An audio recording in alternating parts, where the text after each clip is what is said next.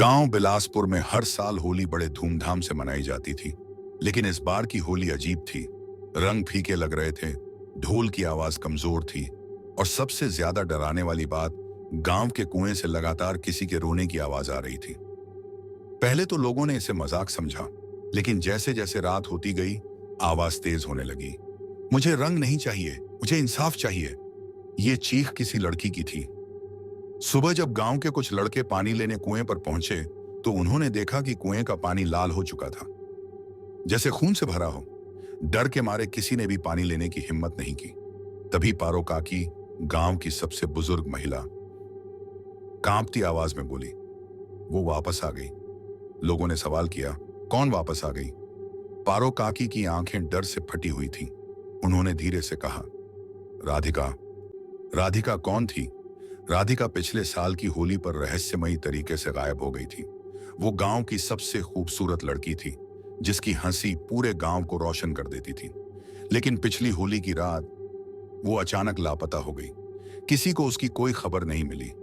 कुछ लोगों ने कहा कि वो भाग गई, कुछ ने कहा कि किसी ने उसे मार दिया, लेकिन उसकी लाश कभी नहीं मिली। अब 1 साल बाद होली की सुबह कुएं में खून बह रहा था और किसी की चीखें सुनाई दे रही थीं। दोपहर होते ही गांव में होली खेलने की तैयारी शुरू हुई। लेकिन जैसे ही लोगों ने रंग उड़ाना शुरू किया, एक अजीब चीज हुई। रंगों की जगह खून बरसने लगा। गुलाल उठाते ही वो लाल खून में बदल जाता। पिचकारी से पानी की जगह गाढ़ा लाल खून निकलने लगा। ढोल बजाते ही किसी की चीख सुनाई देने लगी। अब गांव वाले पूरी तरह से दहशत में आ गए। तभी गांव के सबसे पुराने पीपल के पेड़ के पास एक लाल दुपट्टा लटका मिला। वही दुपट्टा जो राधिका की आखिरी बार होली पर पहने देखा गया था। अब मेरी होली शुरू होगी। शाम के समय जब गांव में हर कोई घरों में बंद होने की कोशिश कर रहा था, तभी गांव के चौराहे पर किसी की परछाई दिखी। वो कोई लड़की थी, जिसका चेहरा जला हुआ था, शरीर खून से सना था और उसकी आंखों में नफरत थी। उसने सिर्फ एक ही बात कही, अब मेरी होली शुरू होगी। चौपाल में रंगों के बीच अचानक सन्नाटा छा गया। ढोल नगाड़ों की आवाज बंद हो गई। हर कोई उस भयानक परछाई को देख रहा था। वो परछाई धीरे धीरे आगे बढ़ रही थी।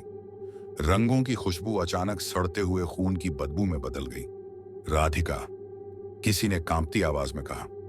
तभी एक तेज हवा चली और जैसे ही किसी ने पलक झपकाई, वो परछाई गायब हो गई। लोग समझ नहीं पा रहे थे कि ये उनका वहम था या कोई सचमुच की आत्मा।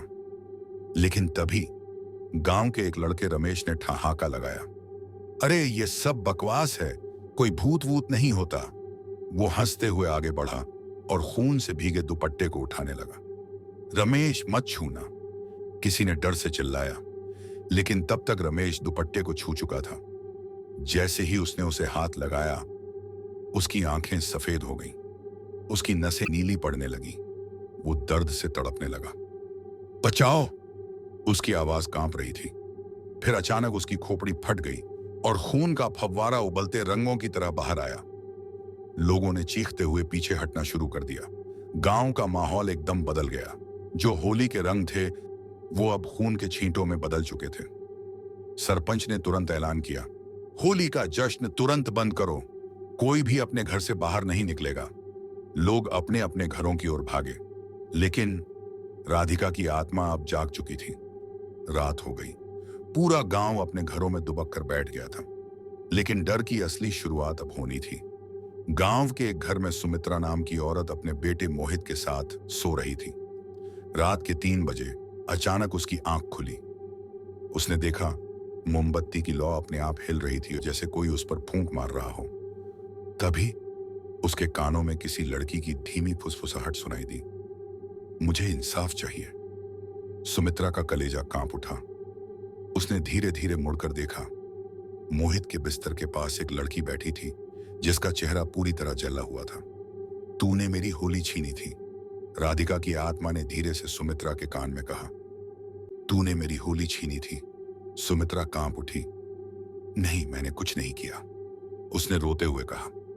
राधिका ने अपनी जली हुई उंगलियां उसकी गर्दन पर रखीं और धीरे से दबाया। सुमित्रा की आंखें बाहर आने लगी। उसका शरीर नीला पड़ने लगा। अगली सुबह जब गांव वालों ने दरवाजा तोड़ा तो देखा सुमित्रा की लाश खाट पर थी।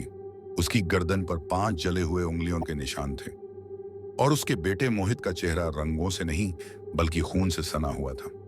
हर साल एक की मौत होगी। गांव के बड़े बुजुर्गों को अब समझ आ गया कि राधिका की आत्मा चैन से नहीं बैठने वाली। तभी अचानक पारो काकी ने कांपते हुए कहा, यह सिलसिला अब हर साल होली पर चलेगा, जब तक कि उसकी मौत का बदला पूरा नहीं हो जाता। गांव में सन्नाटा, लेकिन मौत अभी बाकी थी। राधिका की आत्मा के कहर के बाद पूरा गांव सहमा हुआ था। कोई अपने घरों से बाहर निकलने की हिम्मत नहीं कर रहा था, लेकिन सरपंच और गांव के कुछ लोग मंदिर में इकट्ठा हुए। हमें कुछ करना होगा, नहीं तो यह आत्मा हर साल किसी को मारती रहेगी। तभी मंदिर के घंटे अपने आप जोर जोर से बजने लगे। लोगों ने पीछे मुड़कर देखा तो वहां कोई नहीं था, लेकिन अचानक राधिका की खून से सनी हुई परछाई वहां खड़ी थी। उसकी जली हुई आंखें गांव वालों को घूर रही थीं। तुम लोग मुझे रोक नहीं सकते। और तभी मंदिर के अंदर खून की बारिश होने लगी। गांव वालों ने तय किया कि इस बार होलिका दहन नहीं होगा, लेकिन कुछ नौजवान लड़कों ने इसे अंधविश्वास मानकर हवन जलाने की जिद की। अरे ये सब बकवास है, होली तो हम मनाएंगे। और उन्होंने होलिका जलाने के लिए आग लगाई। लेकिन तभी आग अचानक नीली हो गई और उसमें से एक तेज चीख निकली, तुमने मुझे जलाया था, अब मेरी आग तुम्हें जलाएगी। और देखते ही देखते उन लड़कों के शरीर पर आग लग गई। वे तड़पने लगे, लेकिन पानी डालने पर भी आग बुझी नहीं। कुछ ही पलों में वे सिर्फ जलती हुई हड्डियों का ढेर बन गए।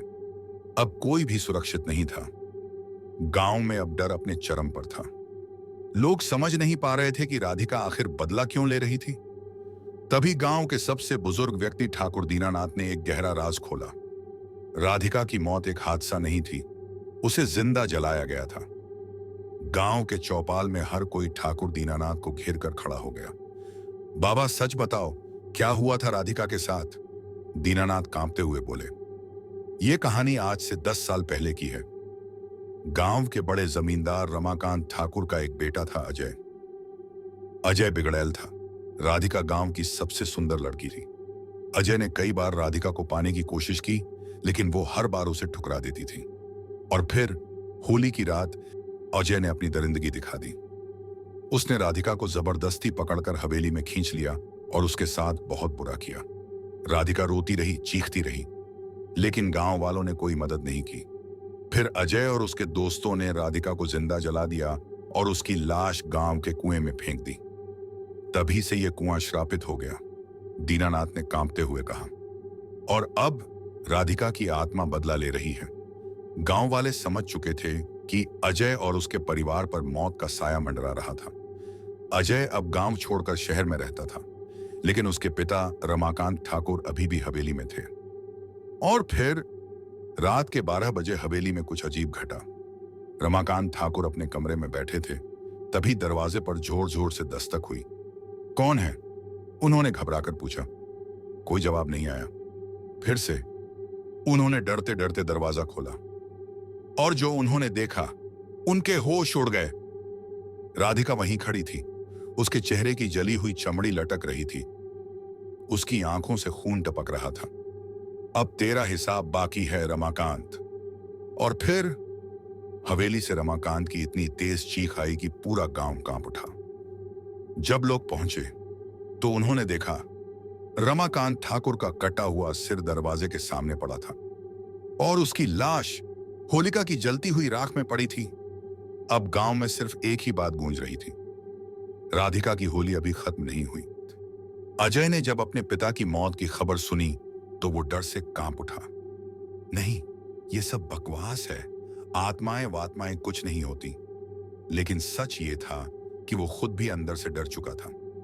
उसने सोचा, गांव नहीं जाऊंगा, मैं यहीं से सब मैनेज करूंगा। लेकिन राधिका की आत्मा को कौन सी दूरी रोक सकती थी? रात के 2 बजे अजय एक सुनसान सड़क पर अपनी कार से गुजर रहा था। तभी सामने एक लड़की खड़ी दिखी, लाल दुपट्टा, खून से सना हुआ। अजय ने गाड़ी के ब्रेक मारे, लेकिन जब तक गाड़ी रुकी, लड़की गायब हो चुकी थी। अजय ने घबराकर इधर उधर देखा। कौन था? कोई जवाब नहीं आया, लेकिन पीछे वाली सीट पर किसी के बैठने की आवाज आई। अजय ने धीरे से रियर व्यू मिरर में देखा। राधिका का जला हुआ चेहरा, उसकी पिघली हुई आंखें। और तभी राधिका ने अजय के गले में अपनी खून से सनी साड़ी लपेट दी। अजय ने सांस लेने की कोशिश की, लेकिन उसकी आंखें बाहर निकल आईं। गाड़ी के अंदर खून ही खून फैल गया और अगले ही पल अजय का सिर धड़ से अलग हो गया। अजय की मौत के बाद गांव वालों को लगा कि अब राधिका की आत्मा को शांति मिल गई होगी। लेकिन फिर अगली होली की रात गांव के कुएं से फिर से खून बहने लगा और कुएं के पास एक नया नाम लिखा था। अभी खेल बाकी है। कहानी खत्म नहीं हुई। 3 औरतें रात में कुएं के पास गईं और कभी वापस नहीं आईं। खून से सनी होली की राख गांव के चौपाल पर राख से राधिका लिखा हुआ मिला। आधी रात की हंसी हर रात ठीक 3 बजे कुएं से हंसने की आवाजें आती। गांव के पुजारी ने कहा, यह आत्मा शांत नहीं हुई, ये अब भी प्यासे हैं। अब सवाल यह था, क्यों राधिका की आत्मा अभी भी भटक रही थी? गांव के सबसे बुजुर्ग आदमी 90 साल के पंडित रमाशंकर ने एक चौंकाने वाला सच बताया। राधिका को अकेले नहीं जलाया गया था, तो और कौन था? पंडित जी की आवाज कांपी। गांव के 5 लोग भी उस कांड में शामिल थे, जो आज भी जिंदा हैं। गांव वालों के रोंगटे खड़े हो गए। कौन थे वो 5 लोग? प्रधान का छोटा भाई सुरेश, दुकानदार हरिराम, मंदिर का एक पुजारी देवदत्त, गांव का कोतवाल जगमोहन और एक अनजान परछाई। जब तक ये 5 मरेंगे नहीं, राधिका की आत्मा शांत नहीं होगी। होलिका दहन की रात सुरेश अपने घर में बैठा था। तभी खिड़की से एक आवाज आई, होली खेलोगे सुरेश? सुरेश का दिल जोर जोर से धड़कने लगा। उसने बाहर झांका, कोई नहीं था। लेकिन जब वो पीछे मुड़ा, सामने राधिका खड़ी थी। चेहरे से खून टपक रहा था, हाथ में जली हुई लकड़ी थी। अब तेरी बारी है। और अगले ही पल सुरेश के पूरे शरीर में आग लग गई। वो चीखता रहा, लेकिन कोई उसे बचा नहीं सका। सुबह जब गांव वाले पहुंचे तो सिर्फ राख बची थी और होलिका की राख पर लिखा था 4 बाकी। गांव के सबसे बड़े किराने दुकानदार हरिराम को अब भी यकीन नहीं था कि यह सच है। ये सब झूठी बातें हैं, कोई भूत वूत नहीं होता। लेकिन होली की अगली रात हरिराम अपनी दुकान में बैठा हिसाब किताब कर रहा था। तभी दुकान के बाहर गुलाल उड़ने लगा, गहरा लाल रंग, खून जैसा। हरिराम गुस्से में बाहर निकला। कौन कमीना है? कौन मजाक कर रहा है? लेकिन बाहर कोई नहीं था। वो दुकान के अंदर लौटने लगा, लेकिन तभी दरवाजे पर कोई खड़ा था। लाल साड़ी में एक जली हुई औरत, राधिका। उसकी आंखों से खून बह रहा था। उसके हाथ में एक जली हुई पिचकारी थी। तेरी होली का रंग मैं भरूंगी, हरिराम। और अगले ही पल राधिका ने पिचकारी से खून की धार छोड़ी, जो सीधे हरिराम के चेहरे पर पड़ी और उसकी खाल गलने लगी। हरिराम तड़पने लगा, बचाओ, लेकिन कोई नहीं आया। 5 मिनट बाद हरिराम खून से लथपथ फर्श पर पड़ा था। उसकी आंखें बाहर आ चुकी थीं और शरीर हड्डियों का ढांचा बन चुका था। दुकान के बाहर एक दीवार पर लिखा था 3 बाकी। गांव के मंदिर में पुजारी देवदत्त अकेला बैठा था। उसने सोचा, अगर मैंने राधिका की आत्मा को भगवान की शक्ति से रोक दिया तो यह सिलसिला खत्म हो सकता है। उसने मंत्रों का जाप शुरू किया, कपूर जलाया, घंटी बजाई।